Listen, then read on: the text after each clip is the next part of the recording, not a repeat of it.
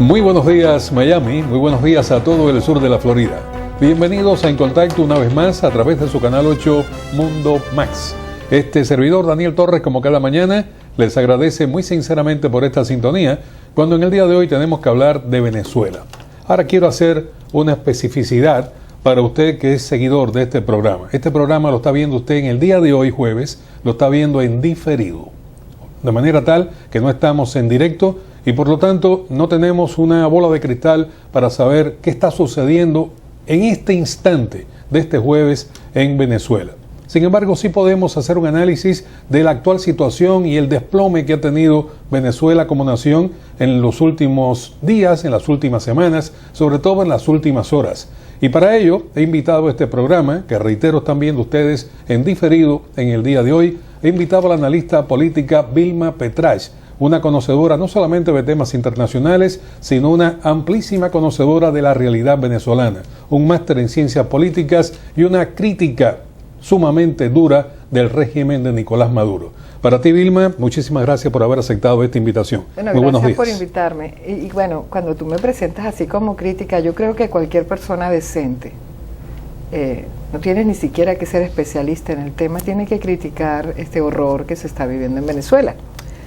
En Venezuela ya hay una tiranía genocida, ya es claro que cuando muere Chávez y toma el control el castrismo, porque el castrismo ha tomado control de Venezuela, bueno, el señor Padrino López, que es el verdadero poder ahorita que está sosteniendo a Maduro, se va y se arrodilla ante el Papa de los revolucionarios, que es Fidel Castro, y lo vimos en foto de una manera evidente, y probablemente esta misma relación del Papa de los revolucionarios con el Papa de los católicos es lo que produce que hoy tengamos a un Vaticano tratando de que haya en Venezuela un diálogo que no solamente no tiene sentido, es que ante una Asamblea Nacional que ha declarado que en Venezuela se rompió el hilo constitucional y está pidiendo el enjuiciamiento y busca el enjuiciamiento del presidente, ante un presidente que es básicamente una especie de títere de todo ese régimen, digamos, castro-chavista, madurista, que pretende sostenerlo en un contexto de una profunda crisis humanitaria que no van a resolver ni les interesa resolver, ante el cierre de todo el oxígeno que podía quedar en Venezuela para dar la ilusión de que había algún sentido de democracia, por ejemplo, cuando lo que hicieron ahorita, en los cuales unos tribunaletes en Venezuela, que son parte del colectivo judicial de Maduro, deciden anular el referéndum, declarando fraude por las firmas del 1%, la primera etapa antes de la firma. Cuando el propio Consejo Supremo Electoral ya había declarado que cualquier cosa que pasara, y nosotros seguíamos adelante, íbamos a tener un referéndum revocatorio si acaso en el trimestre que viene, es decir, que ya habían matado el referéndum, es lo que yo llamo, ya se había revocado el revocatorio para los venezolanos.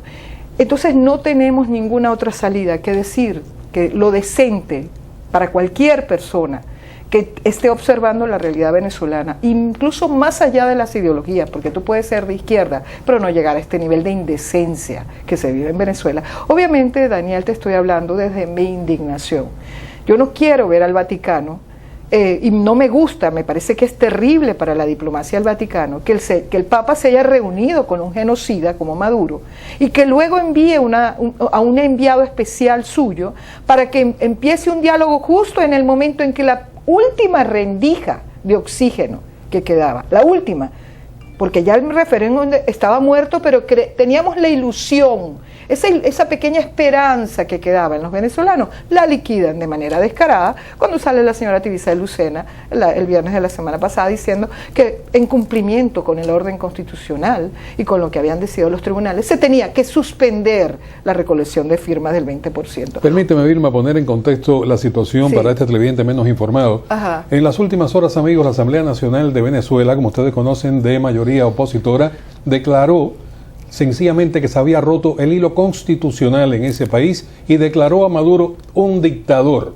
Y está ahora votando, lo hizo de hecho ya, por declarar a Maduro como dictador, a que tenga que presentarse ante la Asamblea para un posible juicio político contra Maduro. Hay una serie de leyes que se están tratando de aprobar en la Asamblea para revocar al llamado presidente venezolano.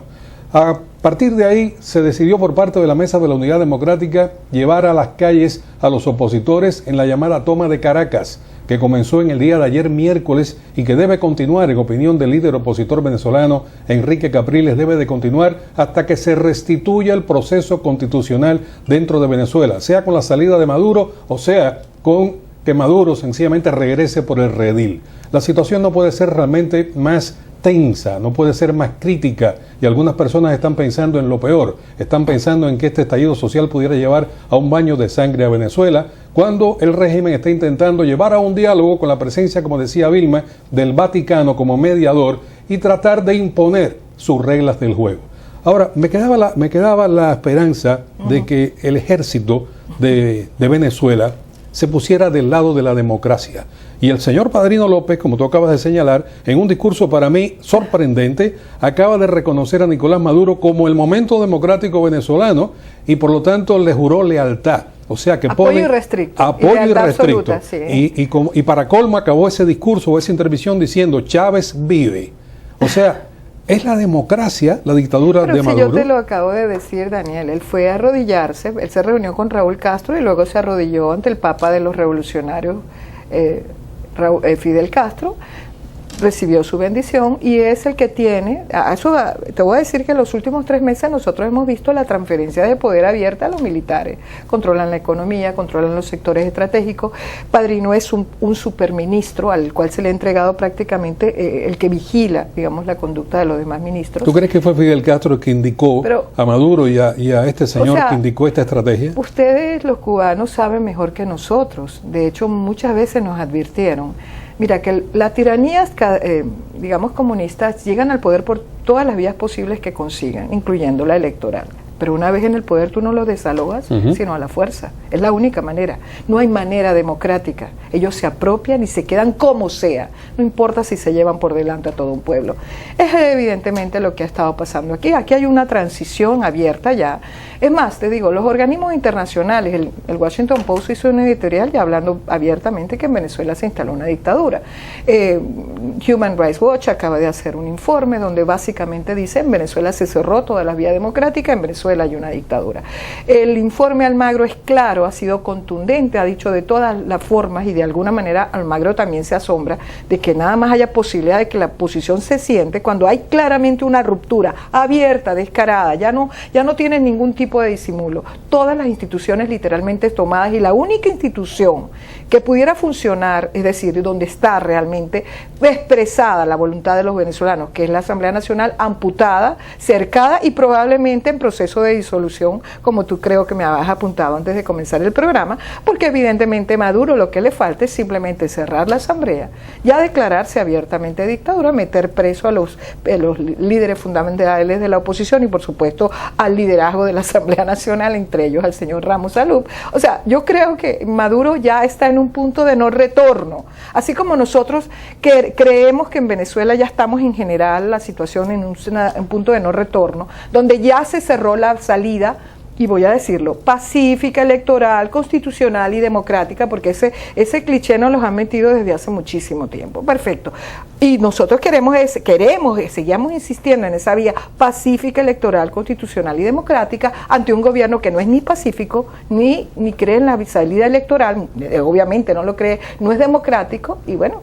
Entonces, ¿cómo tú puedes tener como interlocutor? Hemos tratado, yo creo que si algo ha pasado es que la oposición ha tratado con toda la carrera de obstáculos realmente insólita que nos han puesto así. Eso ha sido peor que el Vía Crucis de Cristo, realmente una cosa realmente espeluznante, y sin embargo hemos transitado para que finalmente la última rendija, te dije, Daniel, que quedaba, que era esa recogida del 20% para un referéndum que no se iba a dar y que pretendía hacer, porque yo le preguntaba a los sectores de oposición, pero ¿por qué seguimos en esto?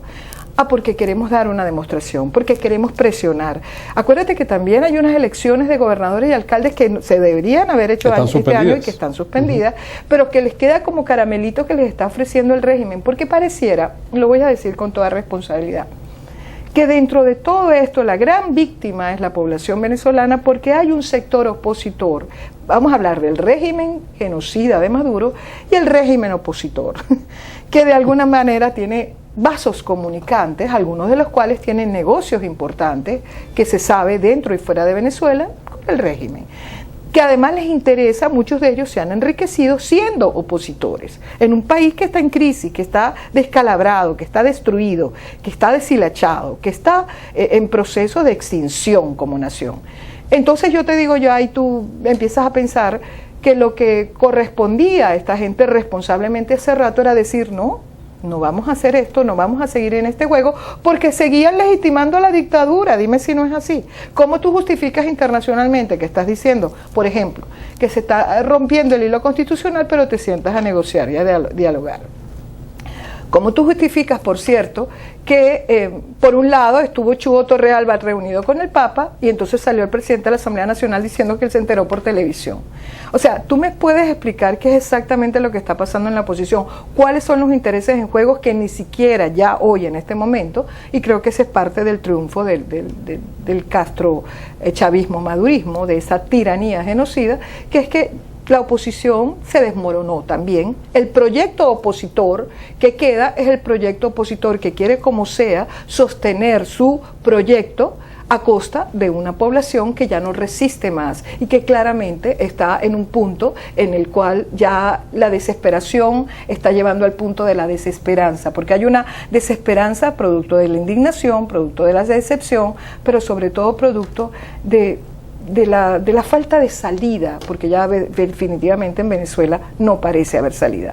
Entonces, ¿qué creo? La única salida posible, lamentablemente, es la que seguramente mucha gente venía transitando de atrás: un paro nacional, una huelga generalizada, donde ya los sectores de la sociedad organizada que sí existen todavía en Venezuela, que están resistiendo desde hace mucho tiempo, donde hay muchos que les ha costado incluso la vida a esos sectores. Hablamos de los sectores estudiantiles, hablamos de los sectores sindicales y gremiales que evidentemente han sido muy golpeados por esta crisis, pero que existen. Hablamos de los líderes políticos, por ejemplo, la gente de Voluntad Popular, que fueron los primeros que se desmarcaron de este absurdo diálogo que propone el Vaticano. Pues te están diciendo, señores, aquí lo que queda es una movilización general, un paro general en todo el país, una huelga indefinida para tumbar este gobierno, porque ya definitivamente no tenemos salida. Tú me preguntabas qué van a hacer los militares.